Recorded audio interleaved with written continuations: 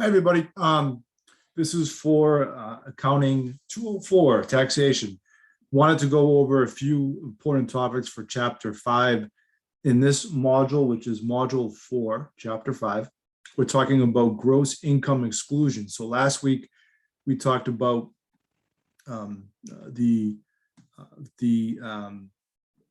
gross income and what's included in that. And this week we're going to talk about the exclusion. So these slides are actually located online. You can find them in the module. I want to go over a few things here, right? So basically, the income exclusions are found in the IRS tax code, generally in sections 101 through 104. What I want to do is hit upon a few of the big items that will be included in the exclusions that you'll see on the homework. You can see this in the text in the slides, but let me highlight a few. The first is gifts and inheritances. So gifts and inheritances are not taxable to the donee, which is the person that receives the gifts or inheritance. The tax instead is taxed to the donor, so the person that actually gave the gift or inheritance. And there's some requirements here which you could see on the bullets, but for the most part, any gifts or inheritances received will not be taxed to the individual that receives those gifts or inheritances. Income earned on gifts or inheritances that is taxable under normal rules. So a father gifts a corporate bond to a daughter. The gift is excluded from the daughter's gross income, but interest income earned after the gift is taxable to her. So this was a quick note on gifts and inheritances, that the initial gift or inheritance is not taxable, but if that gift or inheritance provides future income, like a bond which produces interest income, then that could be taxable. There's certain notes here on the slides which you can see if there's transfers from employers to employees. Some of these might not meet the standard, but in general, gifts and inheritances received from the donee are not taxable. They're only taxable if certain criteria are met, or if the gift or inheritance produces future income. And the other is, to pay attention to is on the other side of the equation would be employees. So, we talked about individuals receiving gifts. In general, those individuals that receive the gifts, a gift or inheritance from, let's say, a relative or a friend, it wouldn't be taxable. It's a little bit different when we talk about employer to employee. So employers that give gifts to employees, generally those gifts will be taxable, and they'll be included in either W-2 income, which is salaried income, or it would be 1099 income, which would be all other income. So you can either receive a W-2, which is all your salaries paid for the year, or it could be included in 1099. Here's an example where Paul is paid $1,500 by his summer employer for compensation for a gift. And if the gift is substantial, meaning it's over $400, then that gift could be taxable. So that gift could be taxable. So the payment was most likely not motivated by the employer's generosity, but as a result of business consideration. So even if the payment was made out of generosity, because the payment was received from his employer, Paul would not be able to exclude the income as a gift. So again, gifts and inheritances for the donee, the person receiving them, unless the gift comes from an employer, that gift would not be taxable. If the gift does come from an employer, then the gift might be taxable to the employee. Life insurance. So basically, if you receive life insurance, it is not taxable. So any life insurance proceeds are exempt if received.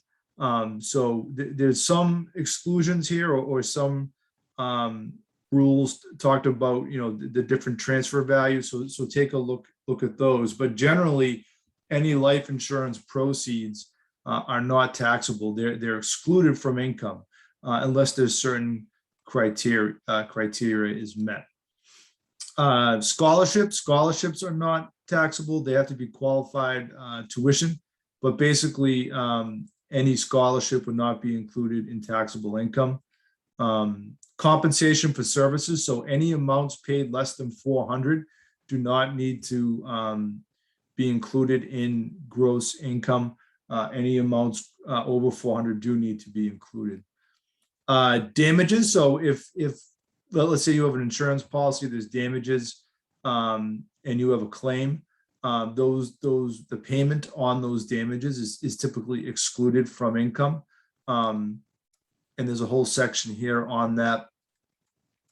We could skip through to some more other items. So on the employer side, any accident and health plans, so premiums paid by the employer for insurance for employee, spouse, dependents are deductible by the employer and excluded from employees' income. So if the employer offers some sort of accident and health plan and they pay the premium, in general, that premium is excluded from income from the employee. Medical reimbursement plans, so take a look at that. There's certain rules on the HSA, so take a look at this slide. But in general, contributions to an HSA plan, if they're below a certain amount, which is given here, then the contribution is excluded.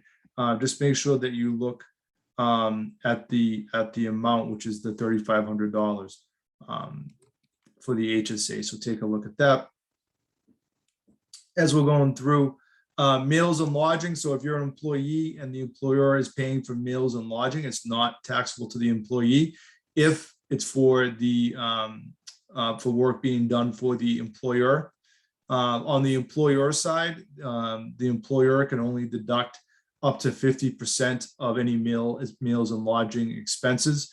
That used to be 100%. That was changed in 2018. So meals and lodging is not included for the employee's income, but it could be included.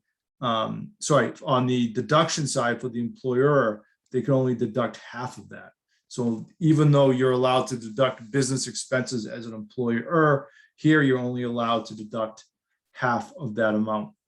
I know we're going quickly, but a lot of these are pretty self-explanatory. Another one is employee fringe benefits. So child and dependent care up to $5,000 paid by the employer could be excluded from the employee's income. So if child and dependent care up to $5,000 paid by the employer can be excluded for the employee's income and can actually be deducted when we talk about deductions for the employer. Any other de minimis, and the word de minimis just means not substantial or minor fringe benefits, like athletic facilities, things that might be provided from the office, parking to some extent. These things can be excluded from income. So de minimis or not substantial benefits offered by the employer. Educational assistance. So the employer can offer up to $5,250 per year to be used by the employee for higher education, both for undergraduate and graduate. It's limited to $5,250 per year, but the employee is allowed to exclude that from income. And again, in the tuition cannot be for meals, lodging, or anything else for that. Adoption assistance, so employee adoption expenses paid or reimbursed by the employer are excludable. So you're allowed to exclude up to $14,300 in any assistance that you get from an employer for employee benefits. So the employee is allowed to exclude any income received from the employer for adoption. Cafeteria plans. So these are plans that allow the employee to choose between cash and certain non-taxable benefits. If a non-taxable benefit is chosen, like medical coverage, so medical premiums, the benefit remains non-taxable. And some of these cafeteria plans include medical benefits. They could include flexible spending plans where the employee is allowed to withhold up to $2,750 in pre-tax income. so that income is not taxable, and they can use that for flexible spending for certain qualified expenses, medical expenses. And then, yeah, here's the de minimis fringe again. So there's benefits that are so small that are minor, that the accounting for them is impractical. The examples that are excluded from income could be, occasional money for food if you stay late, taxi fare, personal use of the copy machine, occasional company parties, things like that. These are excluded from the employee's income. And that's really what I wanted to cover here for this chapter, for the recording. The key again is that for this chapter is to focus on these items that are excluded from income. This is excluded from the employee's gross income. It doesn't need to be reported from income for both employees and individuals, right? So we went through a whole host of items that, for whatever reason, for incentives, for the benefit of the person receiving the income, the IRS allows these individuals to exclude this cash or this benefit as income. So we went through a whole host of items. Make sure you read up on those. And for this chapter, just make sure that you take a look at the qualifications for some of these, right? So instances where maybe the item is excluded from income unless it hits a certain threshold, a certain dollar amount, or unless certain things are met. So that's the coverage, or that's the recording for this week. Happy to answer any questions. Send me an email, and I look forward to talking to you all in the forums and speaking to you soon. Thanks. Goodbye.